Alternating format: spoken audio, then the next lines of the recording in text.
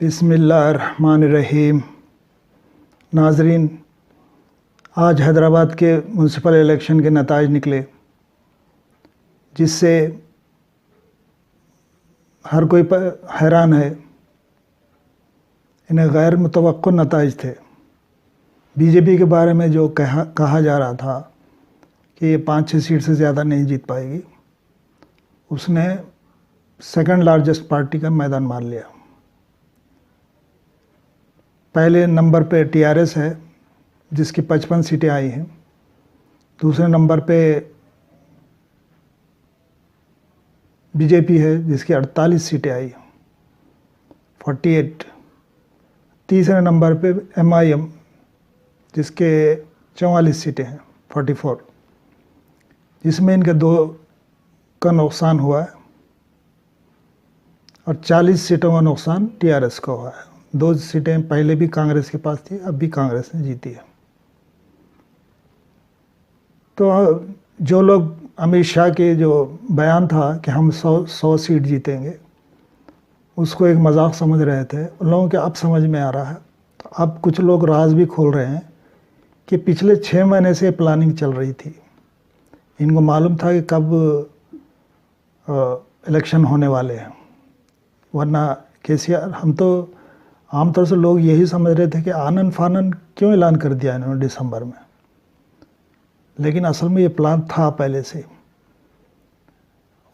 केसीआर ने खुफिया रखने की कोशिश ज़रूर की, मगर बीजेपी ने अंदरूनी तौर पे तमाम जितने इलेक्शन कमीशन के ब्यूरोक्रेट्स हैं, उन सबको ख़रीद लिया।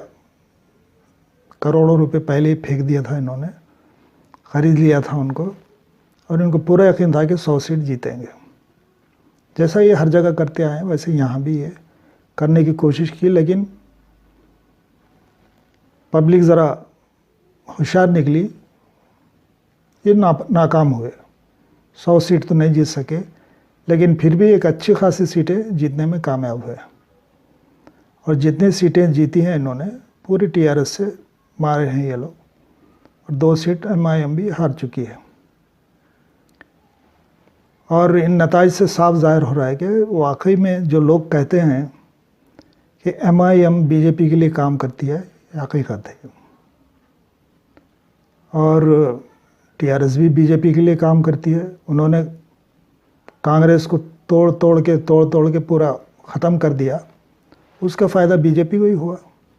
अब मालूम होगा अब टीआरएस वालों को कि अगले इलेक्शन में क्या होगा। अब एक अंदाज़ा हो जाएगा।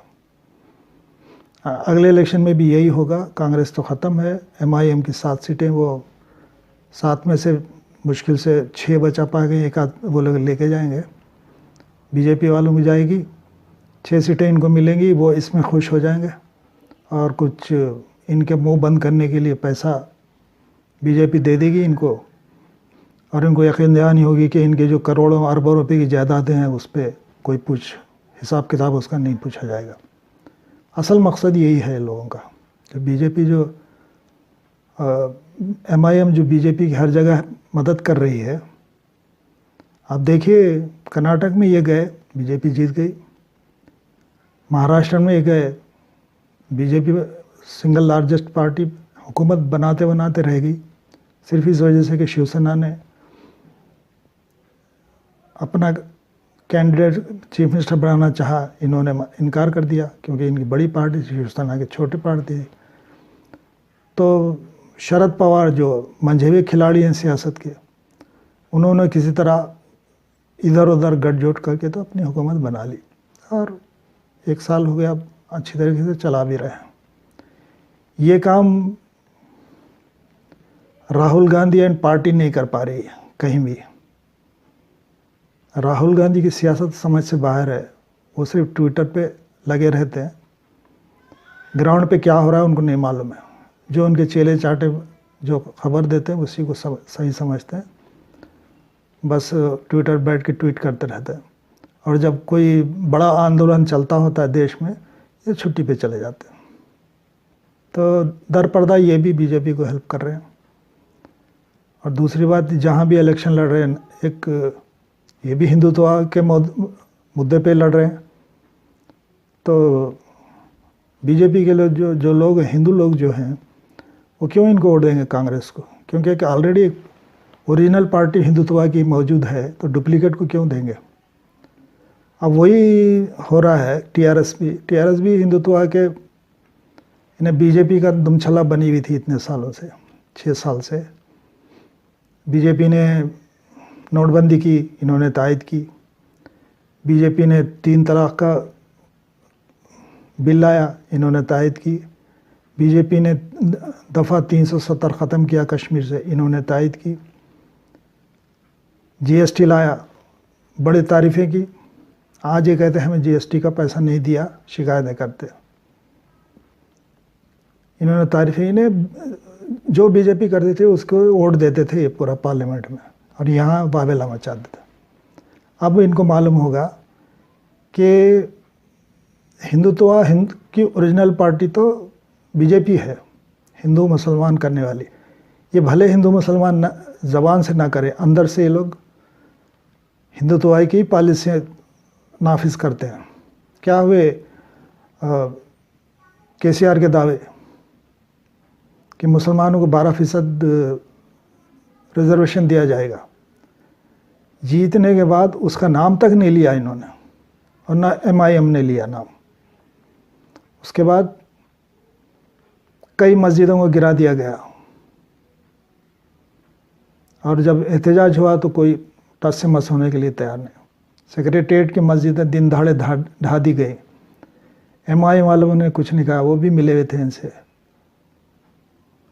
फिर और कई अंबरपेट की मस्जिद को ढा दिया गया, वो अभी तक ऐसी ही पड़ी है। तो इन्होंने पूरी खुली आज़ादी दी बीजेपी वालों को, जो मर्जी है करो। आलेर इनकाउंटर, 4 नौजवानों को मार दिया गया, केसीआर का मुंह नहीं खुला उसमें। निज़ामाबाद के कई इलाकों में बाइकाट चला मुसलमानों का, अभी भी चल रहा है, केसीआर ने उस पर मुंह नहीं खोला। नतीजा हुआ निज़ामाबाद की सीट ये हार गए पार्लियामेंट की। इन्होंने सोचा एक सीट ले जाएं कोई बात नहीं, लेकिन अब बीजेपी यही करती है, पहले सुराख से घुसती है, उसके बाद पूरा गोदाम पे कब्ज़ा कर लेती है। तो अब ये घुस चुकी है इनमें। अगला इलेक्शन बीजेपी का ही होगा, देखना, और एमआईएम इनका साथ देगी। एमआईएम जहाँ जाती है वहाँ बीजेपी की हुकूमत बना के ही आती है। इन मुसलमानों को कब से, मेरे ख्याल में 100 साल से एक लीडर पैदा होकर इनको समझाने की कोशिश कर रहा। पाकिस्तान बनने से पहले अल्लामा इकबाल ने कहा था, ना समझोगे तो मिट जाओगे ऐ हिंदुस्तान वालों, तुम्हारी दास्तान तक ना होगी दास्तानों में। 100 साल पहले कहा था इन्होंने, और ये आज वही हो रहा है।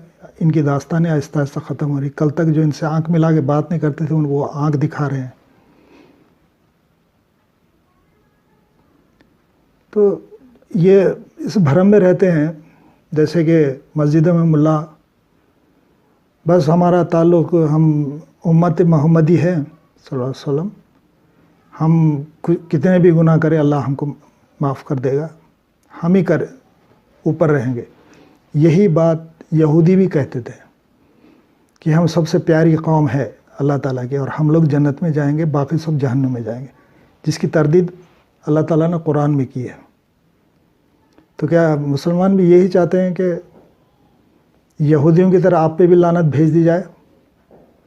क्योंकि अल्लाह ताला ने कितनी कौमों को बर्बाद किया। मुसलमान जब हलाकू खान आया तो मुसलमानों की हालत ये हो गई थी, बुज़दिल, झूठे, अय्याश, क्या क्या वो लोग हरकतें करते थे उस ज़माने में, मिटा दिया उसको।